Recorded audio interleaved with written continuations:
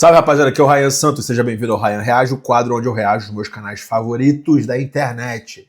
Canais estes que eu assisto no meu tempo livre, no meu tempo pessoa física.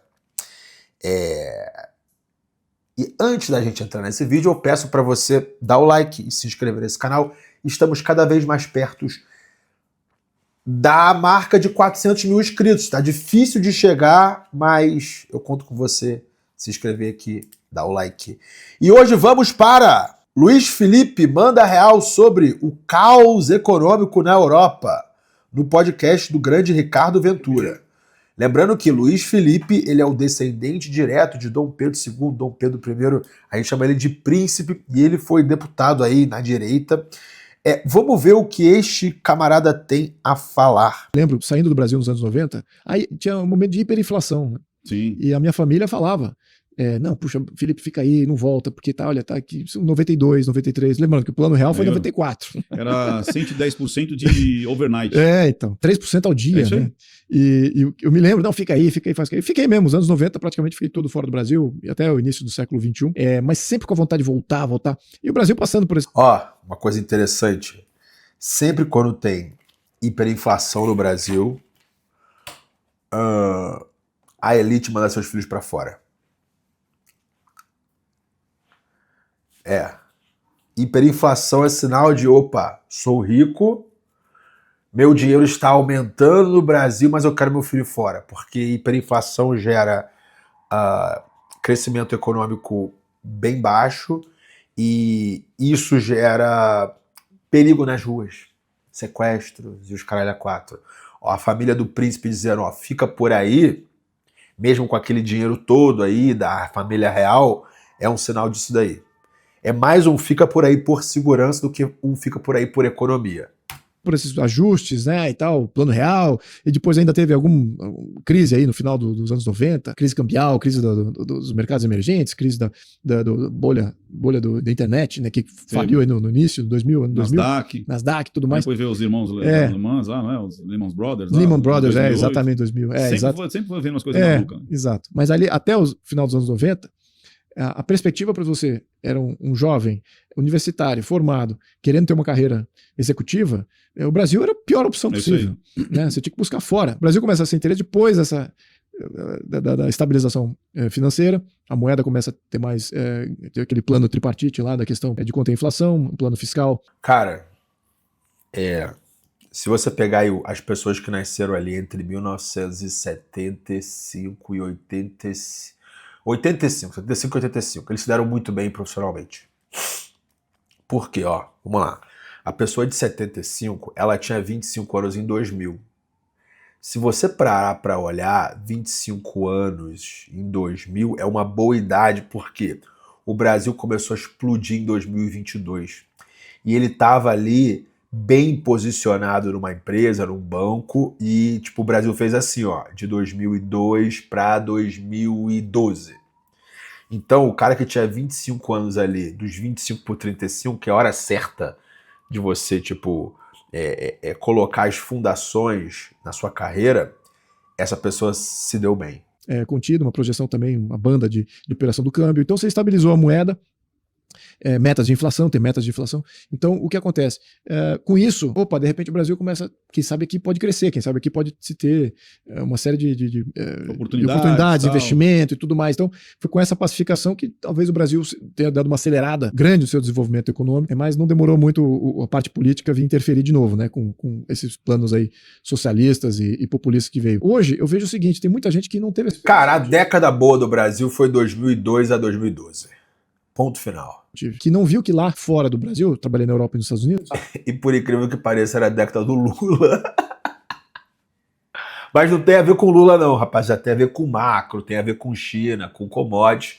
Mas, se você pegar a história do Brasil nos últimos 40, 50 anos, a década boa foi aquela ali.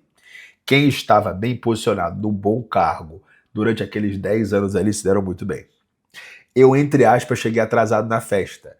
Graças a Deus eu cheguei atrasado, porque se eu fosse um pouco mais novo e tivesse entrado no mercado financeiro não como júnior, mas na época boa eu tivesse sênior com bônus alto, eu talvez não seria quem eu sou hoje. de internet. Os caras, talvez seria apenas um banqueiro frustrado de private equity ou de fundo de investimento. Que todo mundo ali é frustrado. É impressionante. Profissão de merda. A vida não é tão fácil quanto eles imaginam. Uhum. A sua progressão de carreira, sobretudo na Europa, ela é muito difícil. Nos Estados Unidos é muito mais fácil. Na Europa, ela é muito... Cara, crescer em carreira na Europa é muito difícil mesmo. Tipo, você não é promovido. Especialmente se você é estrangeiro e fala a língua local como segunda língua, terceira língua. É muito difícil. Muito mais difícil, porque a Europa é compartamentalizada pelas línguas que você sabe falar. Você fala alemão, fala francês, fala espanhol, inglês. Você não gravita normalmente ali. A Europa não está unificada em termos culturais, linguísticos e até mesmo econômicos. Então, dependendo da língua que você fala, que você domina, você vai estar setorizado. E você vai estar setorizado, teu nível de oportunidade é limitado baseado nisso. Você não tem oportunidade. Se você falar inglês na Europa, você está roubado. Você não tem essa abertura toda, não. Então você tem que falar multilínguas. E mesmo assim, as regras europeias, e em dominar geral, profundamente essas línguas. Mais do que até as Américas. Então a Europa tem regulamentação de muita coisa. E aí tem a União Europeia que resolveram criar aqui. E, cara, ninguém fica rico na Europa, cara. Os ricos da Europa são ricos de centenas de anos atrás. A Europa é um continente, a União Europeia é a União Soviética. União Europeia é a União Soviética. É comunismo, socialismo. É uma sociedade igualitária com meia dúzia de oligarca. Se você parar para pensar, capitalismo existe na Rússia, nos Estados Unidos e na China. Mas na Europa não é capitalista, não. Aí voltou o socialismo regional de uma maneira muito contundente, né? Você acha que a Europa hoje está impagável? Está completamente falida. Falida. Não tem proposta. Assumiu tanta, como você falou, tanta coisa social que agora, tipo, cara, não dá para aguentar isso aqui. A Europa está passando por um problema, falando grosso modo aqui, mas ela está passando por um problema cultural, ela não sabe mais qual é a cultura europeia, tem um processo de descristianização fortíssimo, muito acelerado, está passando por um processo de depopulação, sim, né, depopulando. Opa, existe depopulação, mas nos países que estão crescendo só nasce filho de imigrante. Então o que ele está falando ali é um pouquinho eugênico. Mas é isso aí, descristianização, em outras palavras dizendo, tem muito imigrante e só nasce filho de muçulmano, filho de africano. Dizem que isso é um plano dos judeus para dominar o mundo. Dizem.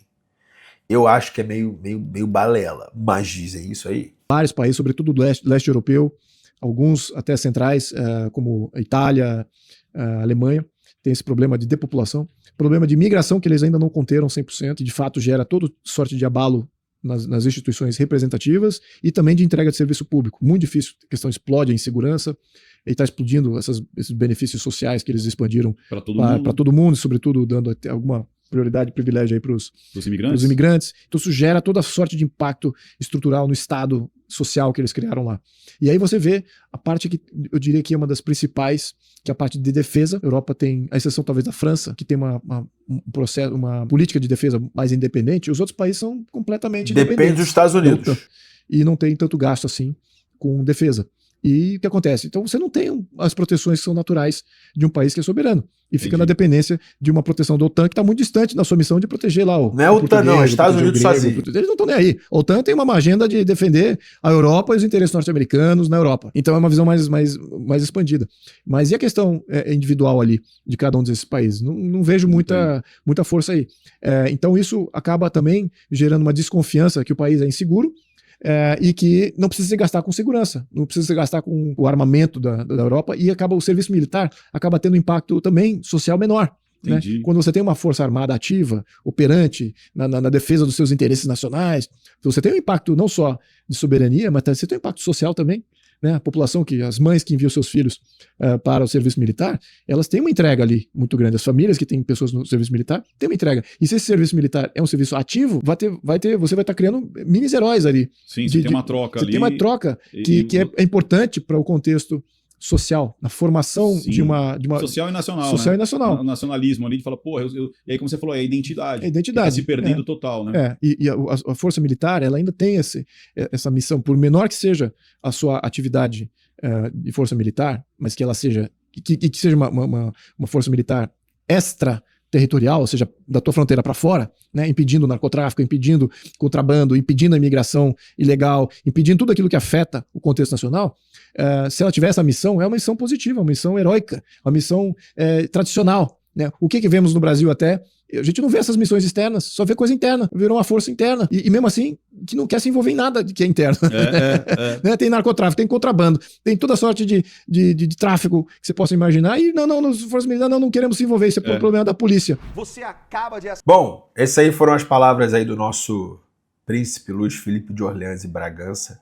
Quero saber o que você achou aí das palavras levemente eugênicas do nosso príncipe.